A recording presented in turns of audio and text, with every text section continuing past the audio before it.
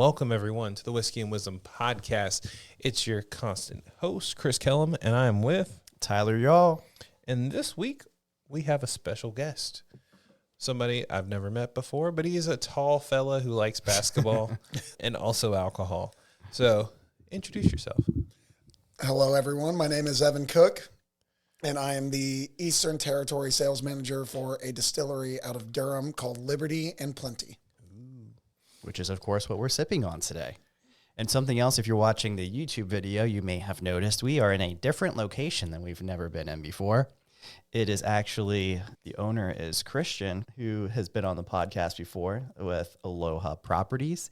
But we are actually in Kent Station Studio, 1901 Kent Station Street back here.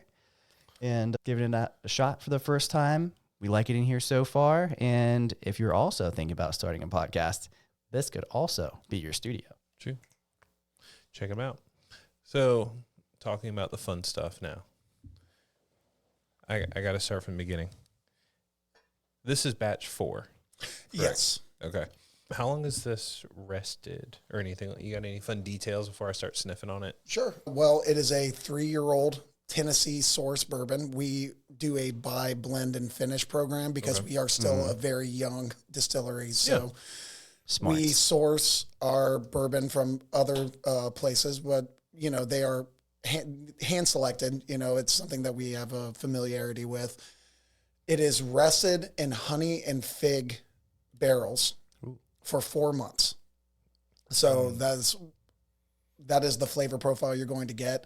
We use some locally sourced buckwheat honey and fig, and we make it into sort of a mash. And we wash the barrel in it for a couple of days so that it really seeps into the barrel, seeps into the wood.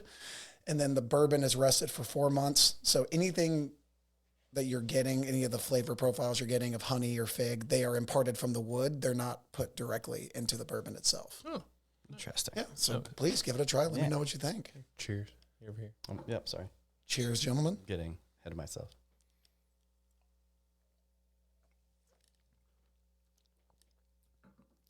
I do definitely get some of that honey in there. The honey's pretty prevalent on the nose. Yeah. If you like to use a couple of drops of water, which is the traditional way of sipping, the fig really opens up whenever you put a couple of drops of water. The honey is prevalent. It's pretty upfront, and it really smooths out the heat on the 90 proof. So you don't taste it here, but you feel it in your chest. Yeah, like which is where good bourbon, you're supposed to feel it here. Right. Yeah. Not up here. Yeah. It's supposed to burn your palate out with it. Well, sometimes that happens, Right. especially with the higher proofed ones. I don't always like Fireball. I hope that's not the comparison. I was going to say. No, because in my head, like when I drink something like when I sip it, it's just hot up here. My brain is like, this reminds me of Fireball. And it's those spicy notes, the heat. Yeah. I understand that. And then you get past it and you're like, okay, now what are the other flavors that you're getting? I always tell people whenever they try things, especially when they're drinking alcohol directly or without mixing it or putting it on ice or anything like that, never judge it on the first sip, always on number 2. Because the first one can be, you're not prepared for it. It's a little abrasive at the beginning. Hopefully that's not the feeling you got for with this that. one. No. Yeah. I think it's a really great bourbon, and it's very easy for sipping. I think this is actually how I would enjoy it if I were to. I was about to say that too. I was like, for being a younger whiskey as well, this is actually very sippable. Yes. Well, when we hand select these, it says, it's a 3-year-old bourbon, but we felt like it drank more like a 4 or 5-year-old. Right. So it's got a little bit more maturity than its age would suggest. Yeah. Yeah. I'm like, we've tried whiskey, bourbon from all ages. Yeah, I would imagine you have. It's very interesting. Do you guys have a favorite like a bourbon you've tried? You can say us. That's completely fine. Do you have a bourbon that you've tried where it's the standout or the one that you like the most? I think for me, the High West Bourbon, one of our previous guests brought it in because we can't get it here in North Carolina, evidently, which is unfortunate. But that's probably one of my favorite. I do like a high rye myself. Rye is really underappreciated. I like agree, rye, yeah. but a lot of people, it's the spicy notes and it's a right. very, I don't know, I guess it's an acquired taste. I Yeah, guess. I would agree because like if you've never had whiskey before, you don't really know what whiskey is. You probably don't want to go straight into You don't want to start with a rye. Yeah. Yeah. I think the first rye that I had that I really enjoy was Templeton or Pendleton. Yeah. Two really good options Right. if you're looking for that as well. But It's interesting to me because I am definitely like the sweeter, smoother person, and I drink based on season. So like I'll drink rye in the wintertime because I need that spice to warm me up. But most of the time, Oh, did I not? you need to hop down. was it you? I know. I think I would be professional one of these days. One day. Sorry, guys. If you saw the camera shake, Tyler hopped down off his stool. I'm picking on him. So, my most recent piece, I'm always trying new stuff. I would say the thing that like caught me really well. So, like, this is actually really good. Thank you. Like, very smooth. Because I'm in like a season where I really don't drink a ton. So I'll drink like once, twice a month. And I picked this up and I was expecting to get hit in the face. I was like, oh no, this is smooth. It's very approachable. Yeah. That's Very, very I think that's a really nice way to describe it, is Yeah. that like even for people who wouldn't necessarily consider themselves to be bourbon drinkers, it's a bourbon that they can enjoy as well. Yes. If they wanted to participate and, if that's not their thing. Yeah. If I'm getting fancy and someone has it, I finally tried Penelope's Rio. And I was like, well, if anyone ever has this at a bar, I will be ordering it. Just because it's super smooth. Like, I can get my wife to drink it because it doesn't really taste like whiskey. It tastes more like a dessert. You see, that's been a trend that we've noticed, and it's a trend that we've obviously followed because if you look at the different selections of bourbon that we've done, the different batches we've done a secondary aging in a different barrel. And it's a trend that's been pretty common. I mean, if you go into your local ABC, Right. you'll see port barrel, rosé barrel. There's for us, we've done Madeira, we've done Muscatel, we've done rum barrels. So the secondary aging in a different barrel, it kind of gives it a nuanced, like different dimension to it, adds a different flavor profile to the bourbon. It for sure does. And I think that's, go into any local ABC, you'll see the wall. They're aged in something else. Yeah. And that's been a trend that we've definitely noticed and we've followed ourselves. Yeah. So does each batch that you've had come out then is rested in something different? Yes. Okay. As far as the bourbon goes, Right, yeah. we've done it in a different. So batch number 1 was Muscatel barrels. Okay. Batch number 2 was rum barrels. Batch number 3 was a higher proofed version of the honey and fig. Yeah. Okay. Batch number 4 was a lower version, the honey and fig that we're sipping now. Right. And then batch number 5 was a Madeira barrel. Okay. So we've done, every bourbon that we've done has rested in a different barrel before, and it's all done with small batch. Okay. So, That makes sense. yeah. So how often does a new batch come out? It just kind of depends on whenever the bourbon's ready, when it's matured. I let production handle their side, and I do not Right. ask them questions. They just hand me a bottle, and they say, go sell this. Right. And that's what I do. So that's my... So, because like I said, I drink, but I don't drink. And when I come to find like new alcohol and new whiskeys, I always like to hear the story of like, why'd you start it? Where'd it come from? Do you have like a background for it? Well, I mean, for Liberty and Plenty, Yeah. Right. yes. So our master distiller, her name is Tina Williford, and she's brilliant, and she, creates all of our vodkas, rums, our gin, and our bourbon and whiskey. It's all her. It's very impressive to watch her work. She had worked in a couple of different businesses before she started this, but she formed this company in 2020. Okay. And great time to be Yeah, I starting a was saying, business. yeah. Great time. Yeah. I mean, it's alcohol. That was the perfect year. So it worked. People really wanted alcohol that Yes. year. Yeah. But they released their first spirits in March of 2023. So this is a very new company, and they didn't really open up their sales territory until they hired me last year. Oh, Oh, wow. So really they were just honing the craft, operating out of Durham. They have a 3,000 square foot facility in Durham, and there's a cocktail bar in the front. But essentially, they just sold everything by hand from the cocktail bar or in the local ABCs in the Durham area. And then, whenever they felt they were ready for, to start expanding and to move into different markets and different territories and to distribute to other places outside of the Raleigh-Durham area, that's whenever they started looking for, people in Charlotte, Raleigh, and then what they call the Eastern Territory, which is what I cover, which is anything east of Raleigh, really. I was like, Eastern, I found this out recently because of work, like anything east of Raleigh could be anywhere from, 45 minutes to 5 hours away from you. Based on where you are on one of the Outer Banks or like just on the oddly edged shape of this place. Yeah, that's according to my car's odometer. That is very true because I drive all the time. I'm always somewhere else. So, obviously I live here in Wilmington, but I go Carteret, Craven, Cumberland, Moore. I drive all over the place. So I cover a lot of territory, and just anywhere east of Raleigh, it's about an hour and a half to 2.5 hours away. Okay. But we are planning on going into OBX, and that's like 4 hours away, 5 hours to your point. Yeah. So that'll be a fun drive. We got to have a lot of podcasts ready. So thank you guys for the content. Anytime. Don't worry. We have just over 150 episodes. Yeah, we're hitting them about 160 now. Yeah. Yeah. So plenty of things to listen to. Congratulations. Thank you. So when you got started, how many barrels were already out or batches were already out?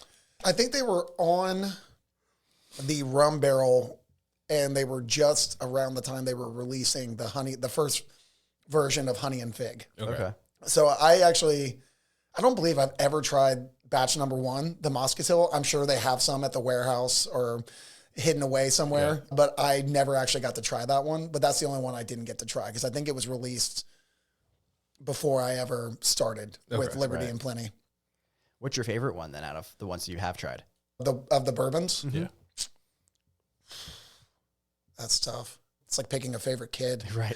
I think batch number 3, the original Honey and Fig, the 100 proof, I really like the way that drank. It was a little bit older. It was a little bit more mature, and it was a higher proof. Right. But the Honey and Fig, again, still really smoothed out the heat from that.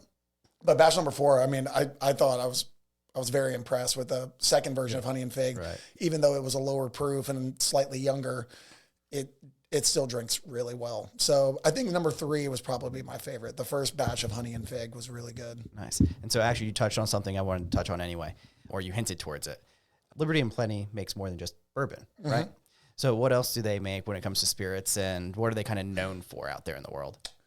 Well, that's a great question because we have probably 9 items that are listed in the ABC right now. Oh, okay. So the newest release is our grapefruit vodka.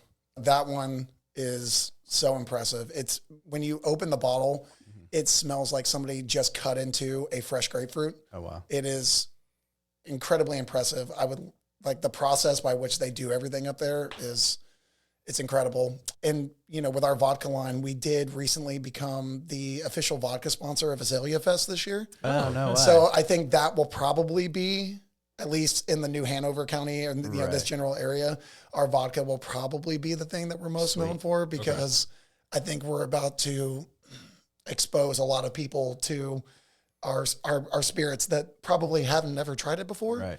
Or this might be their first opportunity to give it a try, and I think they're going to be really happy with it. And then our rum line, Cap and Cane, I think in our rum line, definitely during the fall and the winter, we have a chai spice rum and a coffee rum, and those became 2 of our big sellers. And I think it was because, like what you were talking about earlier, they're very seasonal. Yeah. Like the chai spice, to me, tastes just like fall. Mm-hmm. And then coffee is having a moment in it really is. In spirits. I mean, espresso martinis are everywhere. Right. And our coffee rum it's incredible. You can drink it neat on the rocks. You can make an espresso martini with it. It could be a brunch cocktail. It could be a nightcap cocktail. Yeah. It's got a lot of versatility. I would say that I'm a bourbon person first, Jen second, And then, so I love our gin. Okay, Yeah. So our gin is navel strength. Mm-hmm. So that means it has to be at least 57%. But it doesn't drink nearly as hot as it sounds, but the proof is high. Yeah. But it has these notes of like orange blossom, jasmine, and some floral notes that it's definitely not pine heavy. It doesn't have that juniper, that heavy juniper. You wouldn't confuse it with a London Dry, but I love a good gin. I can drink gin on the rocks, and I feel like gin is underappreciated. I agree. I realized that like more recently too is that American gin tends, like the ones that I've liked, have all been more citrus forward. Mm-hmm. Because I think, especially down here in the South, like the drinks we make tend to be brighter, fresher, whereas like London gins are really dry, very junipery. Mm-hmm. Yeah, I think you talked about seasonal, but I also think that like geographic matters with like how you drink as well, because a London Dry with the kind of climate and temperature that maybe you get in the UK, you think it just kind of matches. That makes sense. Yeah, exactly. And down here, you want something more bright and because we like flavorful. The sunlight. Yes, and we're in the South, and we are by the beach. So I think seasonal drinking is definitely a thing, but I think it also corresponds to geographic areas and what you can grow. And I think that's called terroir. Where certain things grow in certain climates and certain soil compositions. That's also important too. I had a professor that only drank Bombay Sapphire, and he was from the Northeast, so similar type of concept as like the UK, just kind of like always cold and dreary up there. Yes. And so I was like, well, if this guy's drinking it, and he was like impressive at the time, and I'm 21, I was like, I'm going to try Bombay Sapphire. And I was like, I'm never drinking gin again. But then finally I came around to it. I was like, it can actually be good. I think a lot of people had that kind of experience where they drank a bad version of a certain spirit when they were younger. And they're like, well, I don't drink tequila anymore because I had a bad Jose Cuervo night when I was 21. And, and then they judge all other spirits by that same measurement. And so, when I was in college, we tried to class up our drinking and go through a martini phase. And I kept just being like, I think we're just buying the wrong gin because we were poor. We drank New Amsterdam. Oh yeah. Which, sorry, New Amsterdam. I'm not trying to call you out specifically, but it's not maybe the best representation of that spirit. So gin, I had to acquire that taste all over again years later, and realize that not all of them taste exactly like New Amsterdam. Exactly. So with Liberty and Plenty, are they aging their own bourbon right now or whiskey right now while they're kind of doing this batch thing? So we are building a new facility, a larger facility where we can do some continuous distillation. That'll be in Wilson, North Carolina, which is where our owners are originally from.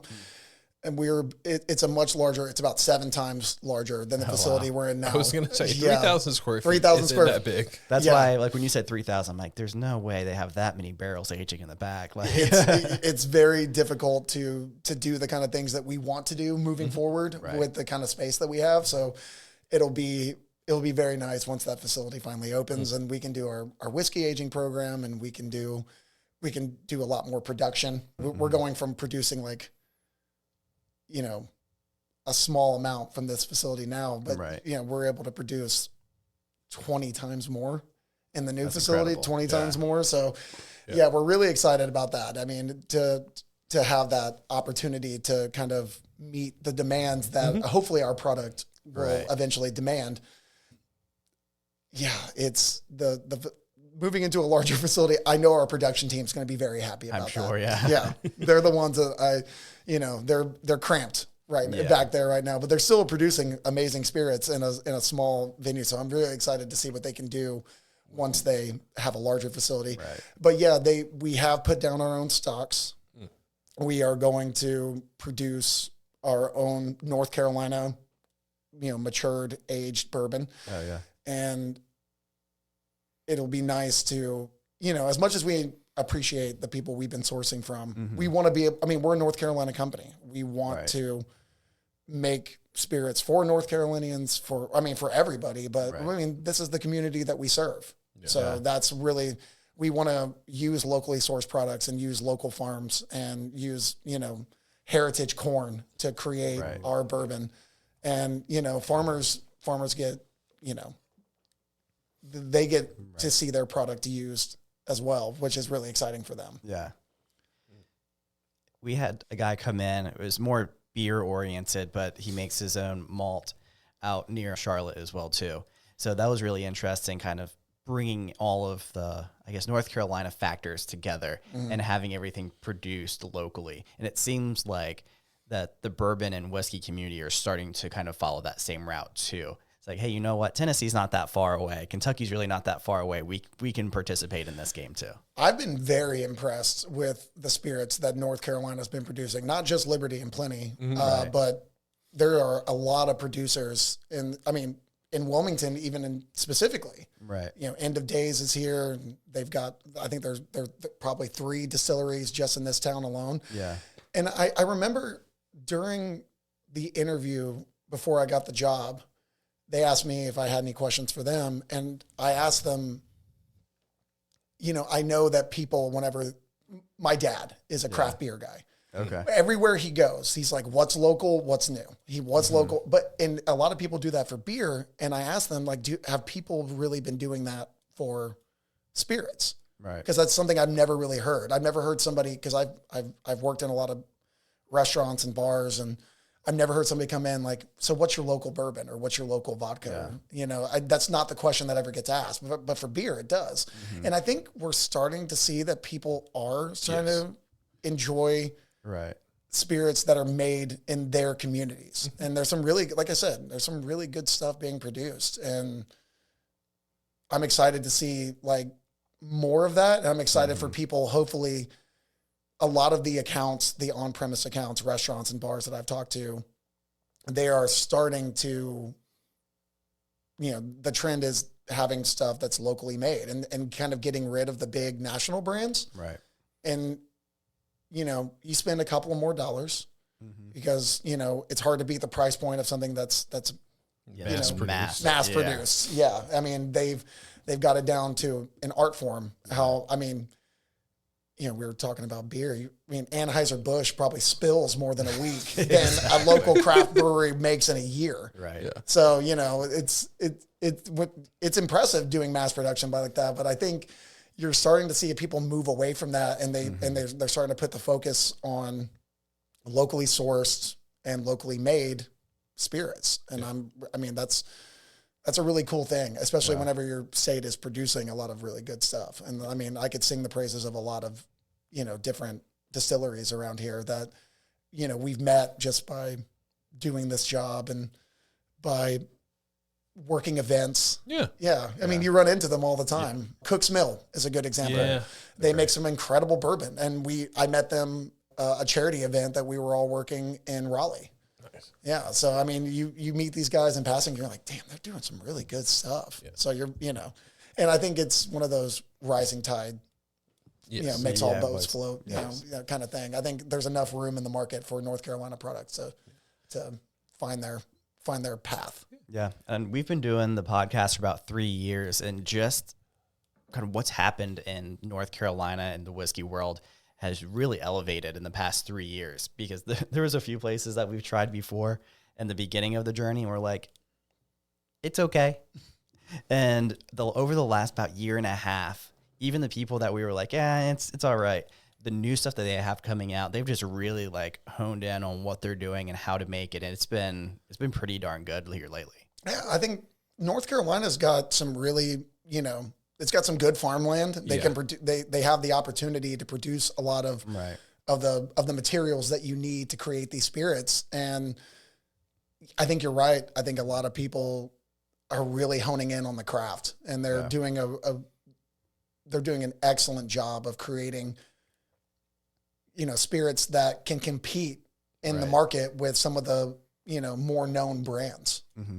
I think the other thing too that you guys are doing that's very smart is not just coming out with your own stuff after a year or two, knowing that it's going to be hot, knowing that it's not going to have the right like maturity on it, but going, hey, you know what? We have this stuff waiting in the back.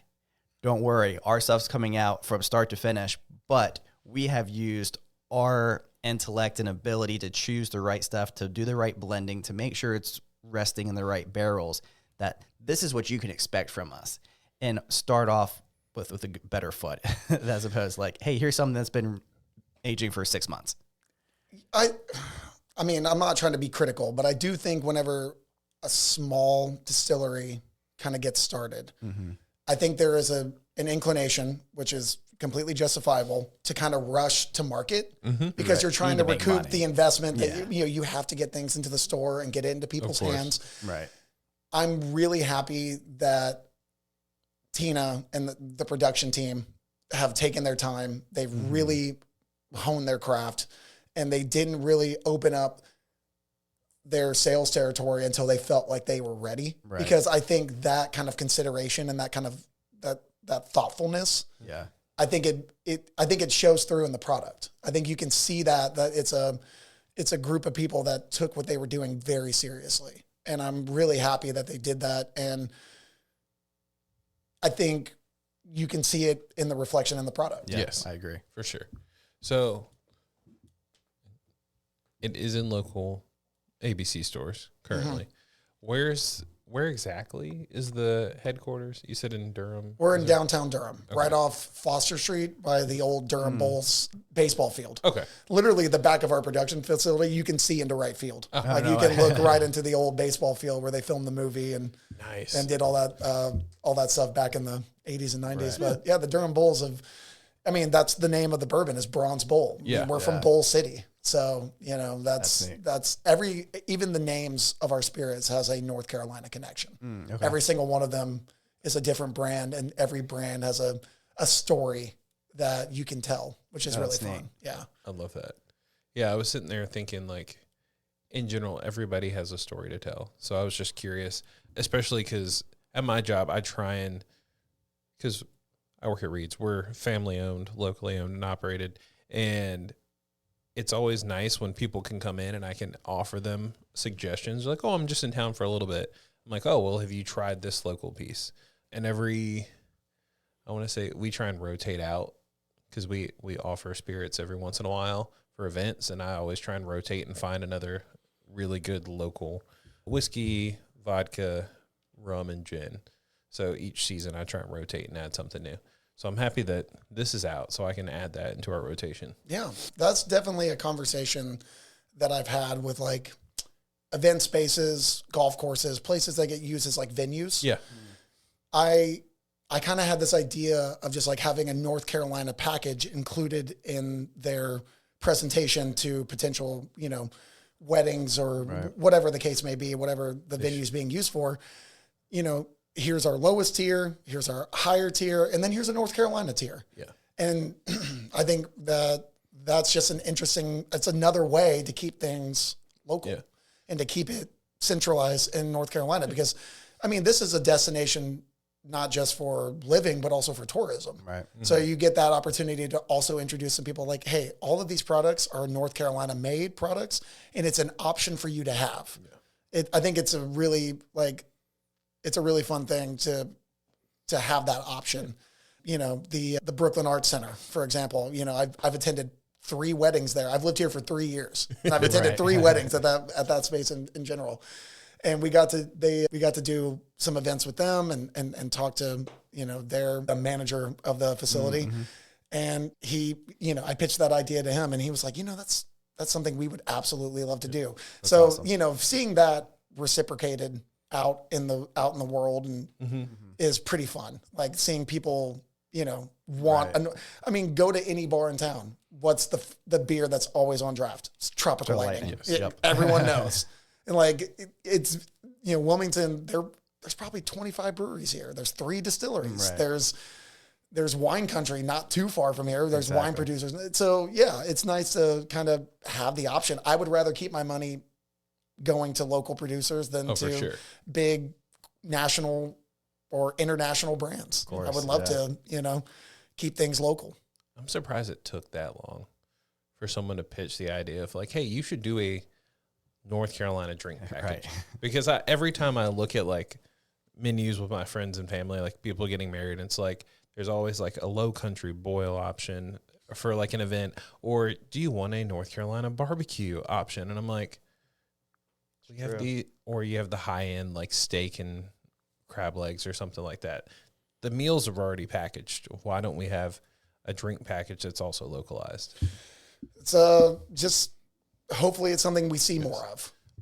I would love to, like I said, keep things centralized here in North Carolina. I mean, I know I'm not a original North Carolinian. I know I moved here a couple of years ago, but if I live somewhere, I would love to support the people that are producing things that are in this state. And so hopefully we see more of that. We were talking about beers and local beers and stuff. Last year, I had a work meeting out. It was right outside of LA. And I went to a couple different bars, and I was like, so what's local? And they just looked at me like I was crazy.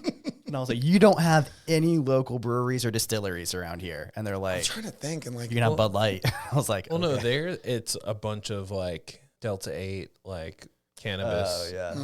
Yeah, there was plenty of distilleries out there. Yeah. Or distributors out there for sure. But there was not many. I mean, yeah, if you go a little bit more north in California, kind of toward the Russian River area. Right, yeah. I think that's where Pliny the Elder, it's a very famous IPA that people, try and get their hands on. But yeah, that's more northern. I think in Southern California, I'm trying to think if there's because there was a San Diego brewery that I liked, but I think they shut down. Oh yeah, they didn't have anything from San Diego when I was out there. They were like, yeah, you can get any domestic that you want. I think it was called Green Flash. Okay. And San Diego, and I thought they opened up an East Coast distribution place in North Carolina. Oh wow! And I think they overexpanded. Oh, Sierra Nevada did something. Sierra Nevada's got their spot in Asheville. Yes. Sierra Nevada's in California. But that's weird that they wouldn't have Sierra Nevada Pale Ale. I know. You think that's a California staple. Exactly. Or was it Anchor out of San Francisco? That's right. Yeah. I mean, that was the original. They call that the original craft brewery. So it's kind of surprising that they don't have those in a place in LA. That's bizarre. Right. And I went to a few different places, and I was like, okay, I'll just get a Yingling, I guess. All right. One of Pennsylvania's finest. Yes, which is where I'm from. So. Oh, well, there you go. Now, see, you're supporting your home state. Yep. Gotta get there somehow. So we talked a lot about Liberty and Plenty. So a little bit about you. What got you into the spirits industry and made you want to kind of pursue this right now? Well, I always worked in the service industry ever since I got out of college. I used to work for a restaurant group out of Oklahoma. And I've done every job you can think of in the service industry. I've been a dishwasher all the way up to a GM. I've done everything in between. Security guard, bartender, server, you name it, I've done it. Yeah. I moved out to North Carolina. I tried to get into change careers, and I moved out to North Carolina because I got a job offer out here. But I always kind of had the itch to kind of get back into the service side, but I definitely didn't miss the hours or the uncertainty about where my money was coming from. For sure, right. And then, if you're a manager, the pay's not great and the hours are insane. Yeah. So, shout out to any person who's working in the service industry right now. You guys are brave, tough people. Yep. But I kind of wanted to get back into the service side of things, but I wanted to have a little bit more certainty in the pay and what I was doing and have more normalized hours.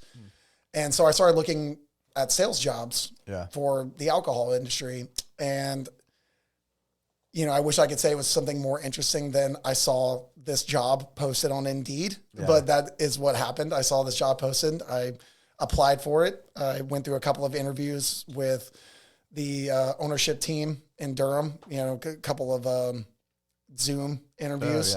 And then the final one was when I actually drove up to Durham, got to see the facility, taste the spirits for the first time. And I was like, I think I told them I would be a very bad used car salesman. It's like, if I don't believe in the product, I'm not going to be able to sell it. So when I drank it and tasted all of them and realized the high quality spirits that Liberty and Plenty was producing, I was like, okay, I can definitely do this because I can pitch this because I believe in it. Right. And that was a little under a year ago. I think I started with them in May. Early May of 2024. Yeah. And I've been with them for the last few months. That's awesome. Yeah. I know you also mentioned that there was a cocktail bar that's on the, I guess, connected to where the distillery is. It's on the front of the distillery. Okay. It's small, but it's a really nice cocktail bar, and they make some really impressive stuff there. That's what I was going to ask, because there's a few places that I've been. They're like, oh, yeah, we have a cocktail bar. And I'm like, you could maybe call this a tasting room. Yeah. But yeah, it sounds like it's an actual cocktail bar where Yes. they're making cocktails. Yeah, and it's not just Liberty and Plenty Spirits. I mean, they also it's a full-fledged bar. They have other spirits. Nice. I mean, obviously we promote our stuff course, there as yeah. well, but it's a full-service bar, and we have a very impressive bartending team. They come up with, seasonal cocktail menus, spring, summer, fall, winter. They do it all, and then they run specials throughout the week. I think I don't want to say it because I might be wrong about what day. I don't live in Durham. I don't go there very often. But yeah, I think they have like $7 espresso martinis on one day. They have live music, and I think they're only closed Monday and Tuesdays. But other than that, I mean, if you ever want to go in downtown Durham and grab a really nice cocktail, and they have patio space. I don't know if you guys have been to Durham recently, but it's having the definition of a glow up. I don't remember what it was like before. People have told me stories because I wasn't here. Right. But in the last couple of years, they've built a lot of housing. The bar and restaurant scene there is incredible. Like it's some of the best food that every time I've tried somewhere new, and the food is incredible. So, Durham's doing some really fun stuff. I think they were always kind of Raleigh's kind of forgotten brother, it's called Raleigh Durham. Everyone's Raleigh, but Durham is also doing some really cool stuff. So every time I've gone there, I've been there a handful of times, and I find something new every single time I'm there. Nice. So it's fun to be a part of that. And that's a great way to kind of engage your customer base, is by having a cocktail bar where they're just as passionate about what you're consuming as you are. Right. And that's a really big thing about us. It's very community driven, and it's very we're excited about spirits. I think that's a big factor in what makes us kind of a cut above, or, different from maybe some of they're just the passion for it. Right. It's really exciting to see all that. Do you think the new Wilson facility is going to have a cocktail bar too, or is that just straight production? I mean, I hope it does. It's a pretty big facility, but again, we want to be involved. We're in Wilson. We want to be involved with Wilson. They're building a new baseball field. They're having a AAA team come in. I think that's neat. Yeah, I want to say they're with the Milwaukee Brewers. I think they're the affiliate of the Milwaukee Brewers, but they're going to be called the Wilson Warbirds. So they're building this whole new baseball field. They're kind of revitalizing downtown Wilson. That's sweet. And yeah, and the interesting thing I think I learned about Wilson, I didn't know that, but it's the halfway point on I-95 between New York and Miami. If you're driving from, north to south, right there in the middle. Cool. Yeah. So North Carolina is the halfway point. Wilson, North Carolina. Explains a lot. Yeah. Get a lot of snowbirds. Yes. Right. Because we're coming up near the end of our time. Question for you.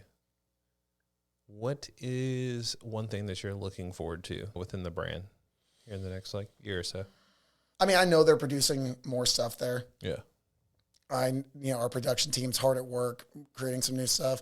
But I think what I'm excited about the most is just the growth of the existing brands. Getting Slate Belt Vodka, Cap and Cane Rum, Whirly Garden Gin, or Bronze Bull Bourbon in more bars, more restaurants, more venues, more golf courses. Yeah. Just kind of getting people in touch with the brand, I think, is really what's exciting, because I think we produce some really high quality spirits. I think that we make things for everyone, for any kind of drinker, any kind of, if you're more social, or if you're a bourbon fanatic, or whatever the case may be, if you're somewhere in the middle, I think we make something for everybody. And I'm really excited to see people kind of get introduced to it and have it become part of their home bar, or a part of their rotation of spirits whenever they're having guests or a dinner party or whatever the case may be. It's just kind of just expanding Liberty and Plenty to all parts of North Carolina, and kind of, giving people an alternative to the big national brands. Yeah. I think that's what I'm most excited about, just seeing the brand grow. I look forward to it. Mostly because I just like local stuff now. Yeah. I hit the point where I'm like, I'm going to shop local for 98% of the stuff I do. That's how I prefer to do it too. I mean, there's a convenience to finding the big national brands. You can find them anywhere, and that's for anything, not just spirits. That's for, any kind of thing you can think of. There's probably a cheap national brand for, that's very easy to access. Right. But if you actually get involved in your community, I think people will be very surprised to find out that someone makes hot sauces. They make spirits. They make, every kind of thing that you can think of. You can be found locally. And so I would prefer to keep my money in how I spend it here. Yeah. Exactly. Because Wilmington's a really great place, and North Carolina's a great place. And I've really enjoyed living here the last 4.5 years. So the good thing about the ABC stores too is you can just walk straight on over to the North Carolina local section, and almost all of them. I think a lot of people don't know that a North Carolina section exists, but when they find out, they're just like, "Wait, all of this is made locally?" Mm-hmm. It's a conversation. It's a conversation. We do ABC store tastings. We do small. You can give small samples in the ABC stores. Usually, it's a Thursday, Friday, or Saturday from like 4 to 7 o'clock. You'll see a producer is in there, and they're giving out samples of like 4 different spirits.